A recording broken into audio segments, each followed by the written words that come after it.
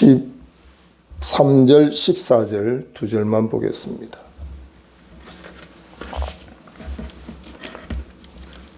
요한복음 15장 13절, 14절입니다.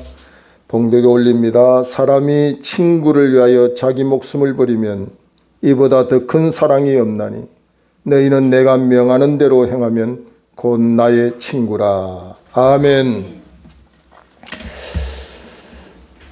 장애인과 함께 산길을 가던 친구가 있었습니다. 원치 않는 고모를 만났습니다. 불이 나게 건강한 친구는 장애인 친구를 내버려 두고 나무 위로 뛰어 올라가서 생명을 살립니다. 미처 자기 몸을 가누지 못한 이 장애인 친구는 엎드려서 죽은 신용을 하고 생명을 벌벌 떨면서 지키기를 원합니다. 곰이 이 장애인 친구에게 와서 기속말로 이런 말을 합니다. 의리 없이 혼자 살겠다고 도망가는 녀석, 다시는 친구 삼지 말라. 하나의 꾸며낸 이야기일 수도 있지만 우리에게 주는 교훈이 있습니다.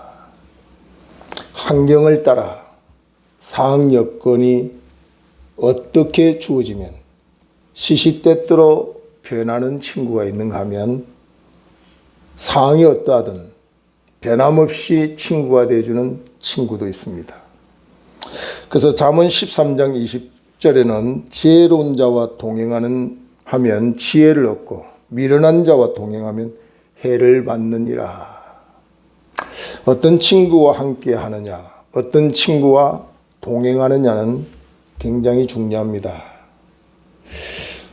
어떤 스승이 제자와 함께 길을 가다가 제자에게 앞에 있는 물건을 하나 주스라고 그럽니다. 그 물건을 자세히 보니 휴지입니다. 휴지를 주셨더니 냄새를 맡아보라는데 이 제자가 이런 이야기입니다. 선생님, 휴지인데 향기가 납니다. 너는 어떻게 해서 휴지가 향기가 나는 줄 아느냐? 그렇게 물어봤습니다. 그때 이 제자가 이런 이야기를 합니다. 휴지 자체가 향기는 날 수 없지만 여기 아마 향수가 뿌려져 있는 것 같습니다. 얼마 안 가서 또 다른 한 물건을 주스라고 하는데 보니까 새끼줄입니다. 다시 좀 전에 했던 것처럼 새끼줄을 냄새를 맡아보라고 그랬어요. 그 새끼줄을 냄새를 맡아봤더니 어떤 냄새가 나느냐. 제자가 이런 말을 합니다. 새끼줄에서 비린내가 납니다. 너는 어떻게 해서 새끼줄에서 비린내가 나는지 아느냐. 그때에 제자가 이런 이야기를 합니다. 새끼줄 자체에서 비린내를 내는 게 아니라 여기 아마 고기나 생선을 매달았던 것 같습니다. 무엇과 함께 하느냐에 따라 비린내가 날 수도 있고 향기를 드러낼 수도 있다 하는 이야기죠. 친구의 영향이 그만큼 중요하다. 함께 지내고 함께 생활하고 함께 동행하는 친구, 숫자보다도 질을 자랑해야 돼요. 제가 이전에 목회했던 곳에 청년들이 좀 많아 있었는데 여러 청년들 중에 기억이 남는 한 청년이 있습니다. 그 청년은 전라도에서 자기 나름대로 인기도 있고 많은 영향을 행사했다고 자부하는 친구였어요. 목사님 언제 제가 전라도 광주에 목사님 모시고 가면 내가 왔다 모이라 하면 한 100여 명이 단숨에 달려올 겁니다. 목사님 많이 대접할 겁니다. 이런 이야기를 했어요. 근데 그 친구를 보면은 계속해서 이야기가 좀 과했습니다. 자기의 말과는 전혀 다른 결과를 제가 많이 확인했습니다. 숫자가 많은 것이 문제가 아니라 어떤 친구가 내 곁에 있느냐, 질이 너무 중요하다는 거죠. 잠언 18장 24절에 보면 많은 친구를 얻는 자는 해를 당하거니와 어떤 친구는 형제보다 친밀하다. 여러분, 해를 당할 수 있는 친구를 많이 있는 게 좋겠어요? 형제보다 친밀한 친구가 많은 게 좋겠어요? 그래서 342장 찬송에 보면 내 친구를 삼가 잘 선택해라 하는 찬송이 있습니다. 우리가 친구를, 사람을 차별해서는 안 되겠죠. 그러나 선별하는 것은 중요합니다. 내게 유익이 있는, 내가 성장하고 내가 좀 더 나은 삶을 사는데 격려하고 도전을 줄 수 있는 친구, 그런 친구들이 우리에게는 필요합니다. 80년대, 90년대에는 우리나라의 그 복음성가라는 게 처음 출발했어요. 70년대 말부터.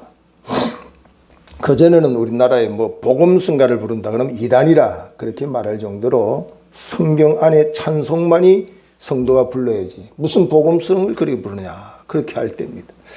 그때 복음성가 가수의 1세대가 요즘도 활동하죠. 전용대 목사입니다. 전용대 목사는 저도 그 예전에 많이 집회 함께 했고 해서 좀 잘 알고 있는 관계인데 예전에 그렇게 정말 믿지 않는 사람들까지도 흥얼거릴 수 있도록 유행했던 복음성가가 세상에서 방황할 때 나 주님을 몰랐네 이런 가사를 지닌 복음성이 있었습니다. 그런데 이 전용대 목사는 다리가 불구조합니다. 그래서 목발이 없이는 걸을 수 없는 아주 나약한 사람입니다. 진정으로 주님을 만나기 전에 그의 살 수 있는 길이 천성적으로 노래를 잘했기 때문에 술집 같은 데서 노래를 많이 불렀다고 합니다. 그 노래를 막 부르면 술 먹은 사람들이 술에 취해가지고 안주를 막 던지면서 욕을 하는 게 다반사였다. 이 병신 같은 놈이 술맛 떨어지게 노래한다 하면서 얼마나 무시하고 심지어는 아픈 다리를 밟아버리는 그런 경우도 많이 있었다고 합니다. 그래서 그의 그 주님을 만나고 난 뒤에 그 복음성가가 그냥 남의 노래를 부르는 게 아니라 자신의 노래를 부르는 것 같아서 많은 사람들이 감동을 받죠. 많은 사람 찾아와서 나의 친구가 되어도 병든 몸과 상한 마음 위로받지 못했다. 많은 사람들이 와서 자기 친구가 되어주기를 원했고 위로하고 격려해줘도 그것이 자신의 위로가 안 되더라는 거죠. 소크라테스에게 많은 친구들이 있었습니다. 그들이 소크라테스가 직접 손수 만든 작은 집에 축하하러 왔습니다. 그때 그 많은 축하객들이 이런 이야기를 합니다. 집이 왜 이렇게 적습니까? 너무너무 집이 적습니다. 그때 소크라테스가 이런 이야기를 했다고 합니다. 여기 작은 집에라도 내 친구가 가득 차면 나는 너무너무 행복하겠네. 참 적다고 하는 그 크기가 어느 정도인지는 알 수 없지만 그 적은 집이라 할지라도 그곳에 내 친구가 가득 찼다고 하면 나는 행복하겠다. 그만큼 우리는 친구의 수를 자랑하지만 진짜 내가 친구라고 말할 수 있는 친구를 세상에 만나기가 그렇게 쉽지가 않다는 거죠. 심지어는 이 핀란드 격언에는 보면 세상에서 참된 친구 만나는 것은 바닷물이 마르는 것보다 어렵다. 바닷물이 어떻게 말라요? 지구 역사 이래에 바닷물이 마르지 않죠. 근데 그 바닷물이 마를 정도보다도 더 어려운 게 세상에서 친구 만나는 게 돼. 제대로 된 친구 만나기가 그렇게 어렵다는 거죠. 우리가 잠언 20장 19절에 보면은 상가해야 될 친구 있어. 세상을 살면서 우리가 조금 거리를 두고 살아야 될 친구들이 잠언 20장 19절에 보면 두루다니며 험담하는 자는 남의 비밀을 누설하나니 입술을 벌린 자를 사귀지 말지니라. 두루다니며 남의 비밀을 누설하고 험담하는 사람, 그 사람을 만나면 나도 천년돼요. 여러분 같이 앉아 있는데 그 사람이 남을 자꾸 험담하는데 험담하지 마십시오. 이렇게 이야기할 수 있는 사람이 얼마나 있겠어요. 예? 그렇게 하면 그 사람하고 관계가 깨지기 때문에 어쩔 수 없이 듣고 있노라 하면 나도 모르게 그 사람이 험담하는 사람을 또 나도 같이 험담하게 된다 이 말이죠. 이런 친구를 만나면 나도 모르게 이런 병적인 부분으로 흘러가기 때문에 상가 조심하라. 잠언 22장 24절에 보면 노를 품는 자와 사귀지 말며 울분한 자와 동행하지 말지니라. 노를 품는 자와 사귀지 말라. 이 분노, 자주 자기 관리가 안 되고 여가 과정이 되지 않아서 분을 자제하지 못하고 드러내는 사람, 이런 사람을 만나면 내가 피해자가 된다는 거죠.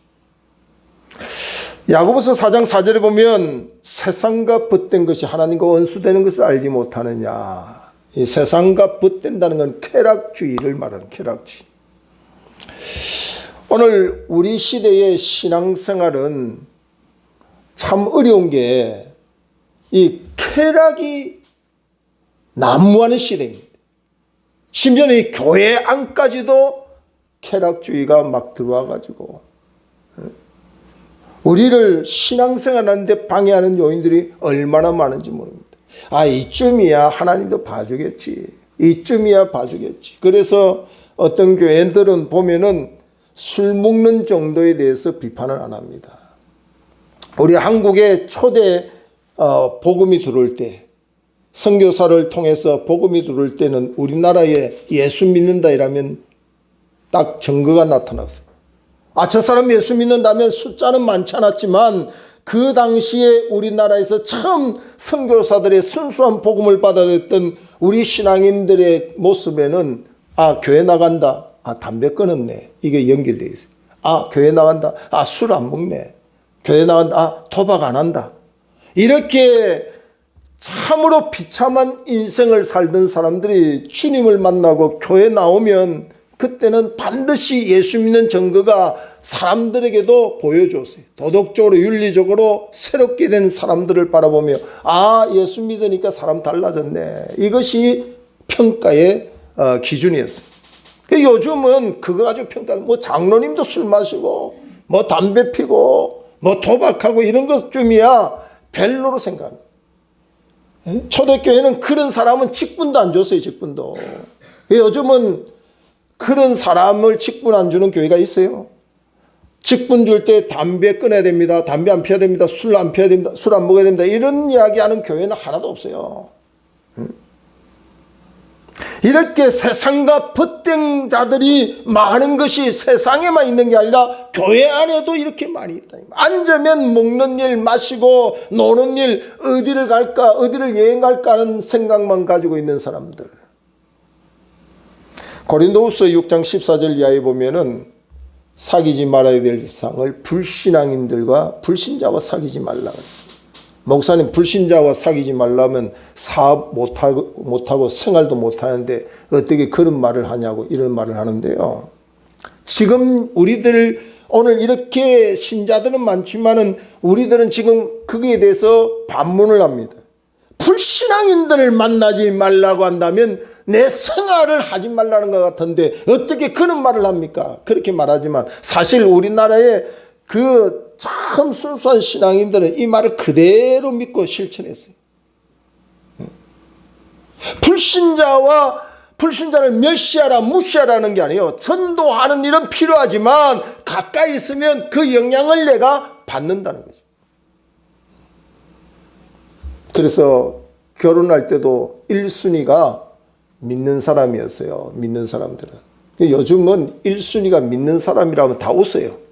말만 그냥 믿음만 있으면 되지, 믿음만 있으면 되지 그런 말 하지만 실질적으로 결혼하는 사람들 보면 배우자의 1순위가 뭐냐면 경제력이요. 인물이에요. 믿음은 있으면 좋고 없으면 내가 전도하지. 전도가 그렇게 쉽습니까? 예? 믿는 사람 여기서 이쪽으로 데려오는 건 쉽지만 전혀 안 믿는 사람을 교회에 데리고 논다는 것이 여러분 피를 쏟는 아픔과 그 투자가 없이는 안 되는 거예요. 주님이 생명으로 피를 우리에게 주었기 때문에 우리가 주님의 사랑을 알고 들어오죠. 우리도 한 생명을 주님께로 돌아오려면 피를 쏟는 희생의 대가를 지불해야 돼요.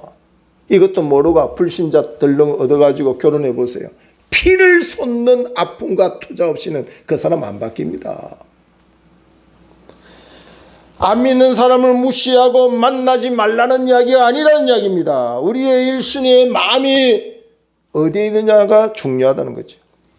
한평생 생활하는 사람을 늘 신앙의 문제 때문에 고민하고 갈등하고 아파할 수 있는 십자가를 질 수밖에 없는 일이 놓여져 있기 때문에 기회만 주어지면 언제든지 등을 돌리고 나를 멸시하고 비판하며 돌았을 이들이 오늘의 시대에, 제가 그 나이가 이제 좀 들다 보니까 친구가 얼마나 중요한가는 더 실감 나더라고요. 저 이거 40년 지기 목사 부부의 모임이 지금도 있어요. 부부 모임인데 예전에는 바쁘다고 해서 꼭 모이면 한두 상은 빠져요. 요즘은 흔히 요즘 말로 번개팅이라는 말을 사용하죠. 그렇게 갑자기 모이자도 거의 안 빠집니다. 그만큼 친구에 대해서 목말라는 시대다. 풍요 속의 빈곤이 물질적인 부분만 있는 게 아니라 이 친구에 대해서, 진정한 친구에 대해서 목말라는 시대입니다. 어떤 남성이 머리 좋은 DNA를 가진 배우자를 만나기 위해서 서울대학을 다니지도 않는데 서울대에 교정을 산책하고 다니고 도서관을 왔다 갔다 하면서 거기서 자기 배우자를 만날 꿈을 꿉니다. 근데 막상 거기서 배우자를 만났는데 서울대생이 아니라 그 사람도 그 여자도 이렇게 좋은 서울대 출신을 만나려고 똑같이 온 사람이에요.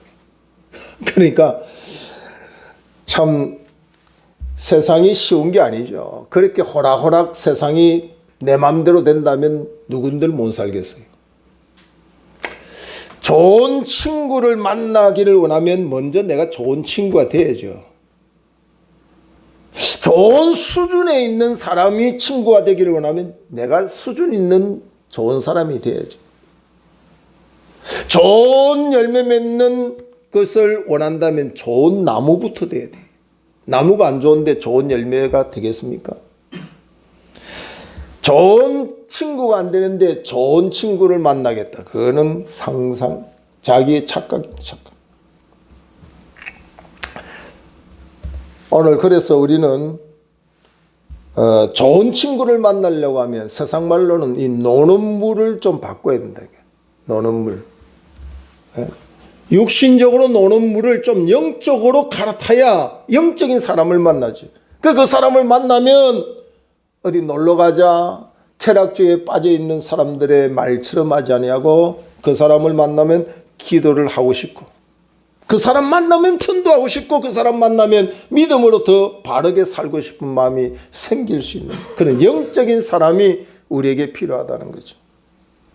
자, 오늘 우리에게 주시는 이 좋은 친구에 대해서 13절에 이렇게 소개하고 있습니다. 사람이 친구를 위하여 자기 목숨을 버리면 이보다 더 큰 사랑이 없나니. 친구를 위해서 자기 목숨을 버린 친구. 여러분, 이런 친구가 여러분 곁에 있습니까? 나를 위해서 자기의 목숨을 버리면서 나와 함께하는 친구가 여러분 있다면 여러분 너무너무 행복한 사람입니다. 수천 수만 명이 이 땅에 내 가까이의 친구라고 오지만 자기의 생명을 나를 위해서 투자하면서까지 친구로 남아줄 친구가 있어요? 오늘 이 본문 말씀은 바로 그리스도 예수께서 우리의 친구라는 것을 소개하는 거죠.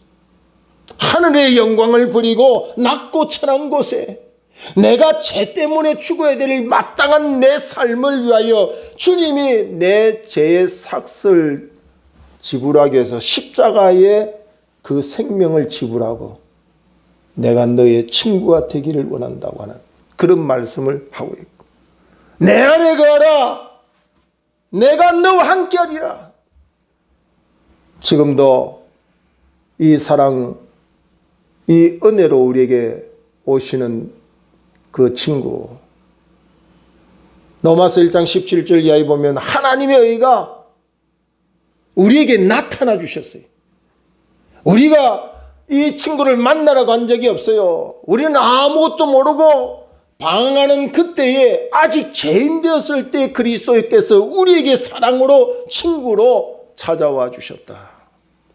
이 복음이 깨달아지면 여러분의 환경과 여건이 아무 여러분의 신앙을 움직일 이유가 없어요.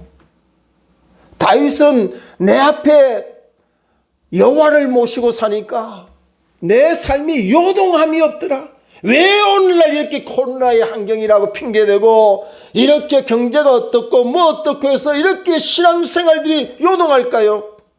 이 친구를 제대로 만난 사람이 아니라는 이야기죠. 말로만 주여 주여 하는 거지 진짜 제대로 만난 신앙인이 아니기 때문에 그런 요동함이 있다는 거죠. 요한복음 13장 1절에 보면 예수님께서 마지막 순간까지 이런 고백을 합니다. 자기 사람을 끝까지 사랑하셨다. 자기 사람을 끝까지 사랑했다. 여러분, 여기 자기 사람을 비유를 든다면 여러분의 자식, 여러분의 부모, 여러분의 자식을 끝까지 사랑하는 부모를 생각해 보세요. 그러나 부모가 돼도 자식을 때로는 끝까지 사랑하기가 어려운 경우가 생겨요. 여러분, 홍수가 나서 떠내려가는 자식을 그 부모가 구하고 싶지만 부모의 능력의 한계 때문에 못 구할 수도 있고, 불에 타 죽는 내 부모를 보고도 내 능력이 한계에 못 미쳐서 건지지 못할 수 있어요. 그러나 자기 사람을 끝까지 사랑하는 이 좋은 친구, 십자가의 대속의 은혜를 편 이 좋은 친구는 이사야 43장 1절 이하에 보면 네가 물 가운데로 지날지라도 그 물이 너를 침몰치 못하게 할 것이며 네가 불 가운데 지나갈 때 그 불이 너를 태우지 못하게 할 것이며 너는 나의 총기하고 보배로운 자다. 세상의 모든 것을 다 버릴지라도 나는 너를 버리지 못하고 너를 택하겠다. 이것이 그대로 믿어진다면 우리의 삶에 얼마나 풍요가 삶 속에서 고백되어지고 생활이 되겠습니까? 그런데 이게 참 믿어지는가? 의심이 된다 이 말이에요. 의심이 돼요. 근데 이것이 이 땅에서도 전혀 불가능한 사랑은 아닌 것 같아요. 사무엘상 18장 1절 이하에 보면 요나단과 다윗의 친구 관계를 이렇게 소개합니다. 요나단이 다윗을 자기 생명같이 사랑했다. 요나단이 다윗을 자기 생명처럼 사랑했다. 여러분, 이런 사랑, 이런 관계의 친구가 단 한 명만 내게 있어도 내가 얼마나 행복한 자가 되겠어요. 요나단은 사실은 그 시기와 질투 때문에 다윗을 죽이려고 혈안이 됐던 아버지 사울이 요나단의 아버지입니다. 그러나 언제든지 그 칼에서 피하도록 친구를 보호해줬고 피하게끔 해줬고 결국은 아버지 육신의 혈육인 아버지보다도 이 친구인 다윗을 더 보호하고 사랑했던 것을 보게 되는 거죠. 사무엘하 9장 6절 이하에 보면은 이렇게 요나단의 사랑을 받은 다윗은 그냥 있은 게 아니에요. 요나단에게는 다리를 쩔룩거리는 무비보셋이라는 아들이 있는데 친구인 요나단이 세상에 없을 때 고아같이 버려진 이 장애인 친구의 아들을 자기 상에다가 함께 자기 자식처럼 왕자처럼 돌보면서 지켜줬다. 이게 쉬운 게 아닙니다. 여러분, 세상에는 은혜를 보답하는 사람이 많겠어요? 은혜를 잊어버린 사람이 많겠어요? 아이, 뭐 자기 생명처럼 보호해줬던 요나단의 자식에게 다윗이 하는 일은 마땅하지. 그렇죠. 마땅하지만 그 마땅한 일을 하는 사람이 많겠어요? 마땅한 일을 안 하는 사람이 더 많겠어요? 나는 목회 여정에 솔직한 말로 이 다윗처럼 은혜를 보답하고 그 은혜에 반응하는 사람을 보는 것보다 은혜를 배신하고 은혜를 모르고 사는 사람을 더 많이 봤어요, 솔직히. 그만큼 우리는 이기적입니다. 그만큼 우리는 계산적입니다. 그래서 잠언 27장 17절 이하에는 사람이 자기의 얼굴을 빛나게 하는 친구가 있다고 그랬어요. 철이 철을 날카롭게 하는 것 같이 그의 친구의 얼굴을 빛나게 하는 친구가 있다 했어요. 친구의 얼굴을 빛나게 하는 친구. 우리 이런 말 하죠. 아이, 내 친구가 청와대에 있어. 내 친구가 무슨 대기업에 있어. 뭐 이런 이야기는 자기 얼굴이 조금이라도 빛이 날까봐 그렇게 이야기하는 거 아니겠습니까? 그 진짜 친구는 그 친구 때문에 내 얼굴에 빛이 나는 그런 친구가 있다는 거죠. 제 친구 중에 개척을 할 때 굉장히 어려웠어요. 그래서 지하실에 교회를 하고 옥상 옥탑방을 사택으로 사용하면서 개척을 한 친구가 있어요. 짐이 다 들어가지 못하니까 옥탑방 올라가는 그 자리 요소마다 농이 거기에 있고 이렇게 살림살이가 밖에 나 있었어요. 친구의 딸이 초등학생 때인데 그 딸이 집에를 늘 늦게 오는 거죠. 방과 후에 시간을 됐으면 집에 와야 되는데 안 와서 한 번은 야단을 치고 물어봤더니 눈물을 흘리면서 이야기하기를 우리 집이 어떤 집인지를 알고 있는 친구들이 소문을 내서 자꾸 놀린다는 거죠.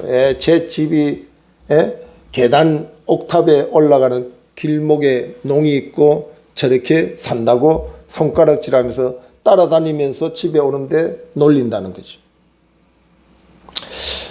참 부모가 이 이야기를 들을 때 얼마나 가슴이 찢어지겠어요.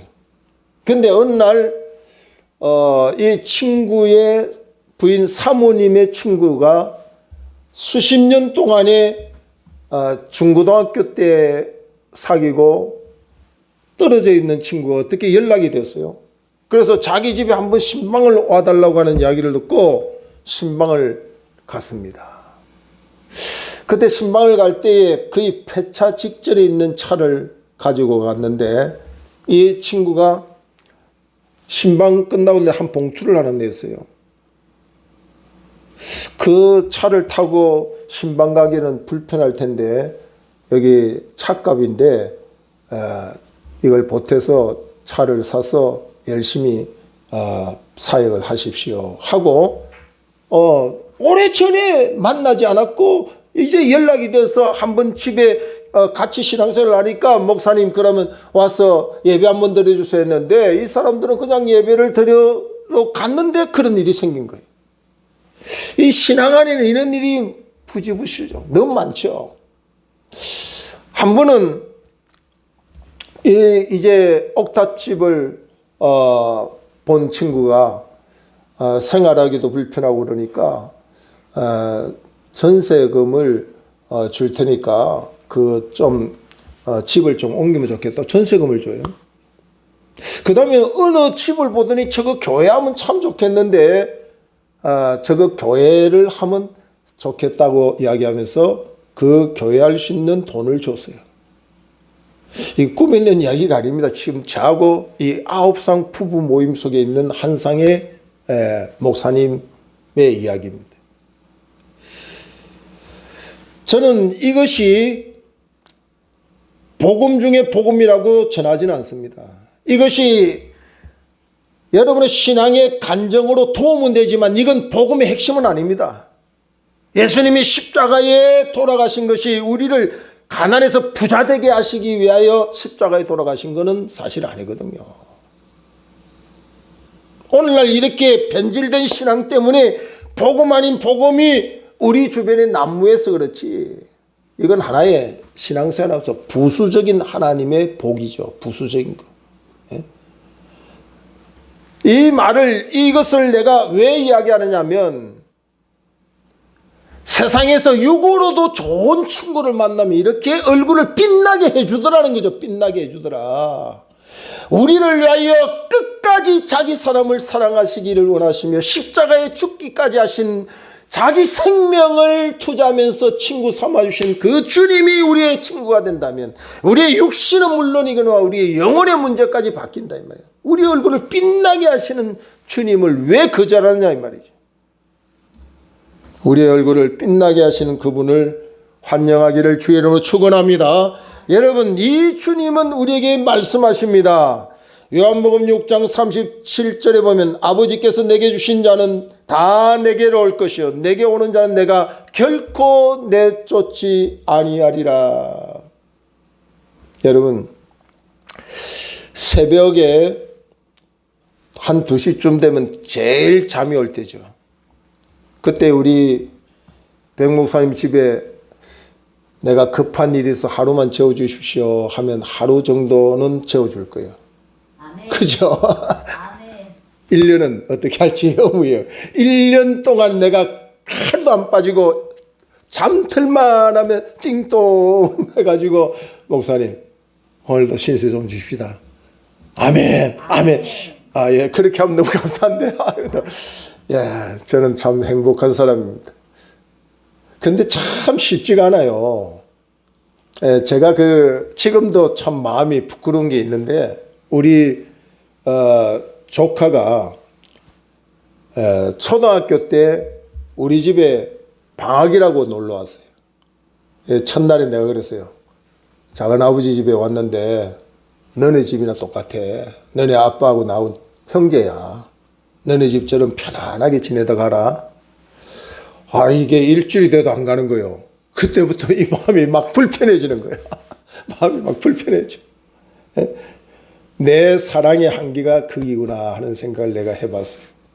이렇게 사랑을 전하고 사랑을 외치는 목사의 마음에도 조카도 일주일을 못 지내는구나 그런 생각을 하면서 참 마음이 힘들었어요. 여러분, 우리의 얼굴을 빛나게 하는 친구가 내 주변에 얼마나 있을까 한번 찾아보세요. 오늘 집에 가셔서 여러분 전화부 노트에 기록되어 있는 거 다 이렇게 점검하면서 내 얼굴을 빛나게 하는 내 어떤 탕자의 꼴로 내가 그에게 찾아갈지라도 거절하지 아니하고 아버지의 마음, 탕자의 아버지의 마음으로 나를 품어줄 수 있는 사람이 내 주변에 얼마나 있을까 한번 살펴보세요. 주님은 어떤 모양으로 어떤 모습으로 그에게 찾아가도 내어쫓지 아니하고 환영하겠다. 정말 이것이 여러분의 믿음이 된다면 여러분이 이 땅에서 얼마나 행복한 사람이 되겠어요. 이 친구를 진정으로 맞이하는 그 사람에게는 신분이 격상됩니다. 격상돼. 아멘. 여러분 한번 생각해 보세요. 세계의 선진국가의 국기를 자세히 보세요. 선진국가. 세계의 선진국이라는 국가의 국기는 거의 다 십자가가 바탕이 다 그려져 있어요. 기독교 복음, 예수를 친구로 먼저 삼은 나라들의 현실적인 삶을 보면 다 선진국이요. 노벨상 수상자의 97%가 기독교 유대인들인데 그들이 하나님을 아는 믿음이 먼저 생겼기 때문에 생활과 환경이 어떠하든 그들이 어렵게 나라를 잃어버리고 소수민족으로서 세상에 떠돌이 생활을 하면서도 세상에 가장 영향력 있는 사람으로 세계 최고의 대국이라고 하는 미국의 땅에서도 유대인들을 무시할 수 없는 이유가 뭘까요? 예수를 친구 삼는 그들에게 신분의 격상을 허락하시는 하나님, 그리고 그 삶의 신분을 높이 세워준다. 높이 세워준다. 그래서 내 얼굴을 빛나게 하는 친구다. 11절 보면 15장 11절에 보면은 내가 이것을 너희에게 이르면 내 기쁨이 너희 안에 있어 너희 기쁨을 충만하게 하려 함이니라. 주의 기쁨을 우리에게 주신다는 거예요. 주님을 친구로 삼은 자에게는 얼굴을 빛나게 할 뿐 아니라 주의 기쁨을 주는, 주의 기쁨이 뭐죠? 환경을 초월한 기쁨. 세상에 돈 가지고 있는 기쁨이나 세상의 쾌락을 누리며 기쁘는 것은요, 환경 바뀌면 그 기쁨 없어져요. 그러나 주님을 친구로 삼는 자에게 기쁨은 영원한 기쁨을 허락해 주시고 환경을 초월한 기쁨을 주신다. 16절에 보면은 이 친구를 맞이하는 자에게 너희가 나를 택한 것이 아니요 내가 너희를 택하여 세웠나니 이는 너희로 가서 열매를 맺게 하고 또 너희 열매가 항상 있게 하여 이 열매의 풍성함을 보장하는 거예요. 그리스도 예수를 친구 삼은 자에게 열매의 풍성함을 허락해 주신다. 내 주변에 주님을 진정으로 친구 삼은 사람들의 고백이 보면 자기들은 꿈도 못 꾼 현실을 하나님이 허락해 주셨는데 그것은 오직 주님이 나로 하여금 열매를 맺게 해주신 것이다. 이렇게 솔직한 고백을 하는 사람들을 많이 보게 되죠. 그 다음에 보면 16절 하반절에 보면은 또 너희 열매가 항상 있게 하여 내 이름으로 아버지께 무엇을 구하든지 다 받게 하려 함이니라. 그리스도를 진정으로 친구 삼고 예수의 이름으로 무엇이든지 구하면 그에게 응답을 약속하고 있다는 거죠. 이 좋은 친구를 우리가 주 안에서 확신한다면, 믿습니다, 아멘으로 받아들인다면 우리의 삶은 이전과 비교할 수 없는 격상된 그런 삶의 간정이 날마다 있게 될 줄로 확실히 믿습니다. 목숨을 버리고 우리에게 찾아오신 그 예수 그리스도, 그분이 우리의 친구다. 내 얼굴을 빛나게 하고 내 삶의 열매를 가득히 맺게 하고 내 기도의 응답을 허락하시는 그 주님, 오늘 우리가 그 주님을 진정한 친구로 삼고 우리의 삶의 생활 순간순간이 간증하는 복된 삶이 되기를 주의 이름으로 축복합니다. 기도하겠습니다. 하나님의 은혜를 감사합니다.